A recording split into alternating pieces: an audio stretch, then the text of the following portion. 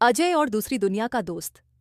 अजय एक साधारण कॉलेज का छात्र था जिसे अंतरिक्ष और तकनीक में बहुत दिलचस्पी थी। वह रात को अक्सर दूरबीन से सितारों को देखता और सोचता कि क्या इस अनंत ब्रह्मांड में कहीं और भी जीवन है। एक दिन जब वह अपने गांव के पास के जंगल में घूम रहा था, अचानक आसमान में एक अजीब चमकती हुई रोशनी दिखाई दी। धीरे धीरे वह रोशनी और तेज होने लगी और देखते ही देखते एक रहस्यमयी उड़न तश्तरी जमीन पर उतरने लगी। अजय पहले तो डर गया, लेकिन उसकी जिज्ञासा उसे उस अजीब चीज के पास ले गई। जैसे ही जहाज का दरवाजा खुला, वहां से एक अनोखा प्राणी बाहर आया। वह दिखने में इंसानों जैसा था, लेकिन उसकी आंखें हल्की नीली रोशनी बिखेर रही थीं और उसकी त्वचा कुछ चमकदार धातु जैसी लग रही थी। वह अजय की ओर बढ़ा और अपने हाथ में एक छोटी सी मशीन निकाली।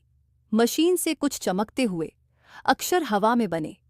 मेरा नाम जयोर है, मैं ओराइन गैलेक्सी से आया हूं।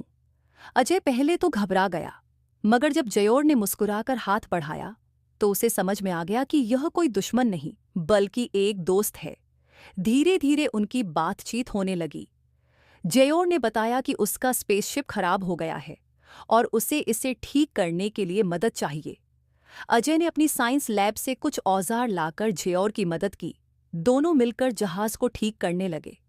जयोर ने अजय को अपने ग्रह के बारे में बताया, एक ऐसी जगह जहां विज्ञान इंसानों से बहुत आगे बढ़ चुका था, जहां लोग हवा में तैरते थे और उनके शहर आसमान में बने थे।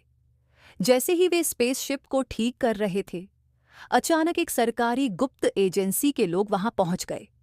उन्होंने पूरे इलाके को घेर लिया और जयोर को पकड़ने की कोशिश की। अजय समझ गया कि अब जल्दी कुछ करना होगा। जयोर ने अपने जहाज का अदृश्य ढाल इनविजिबिलिटी शील्ड चालू कर दिया, जिससे वे सबकी नजरों से ओझल हो गए।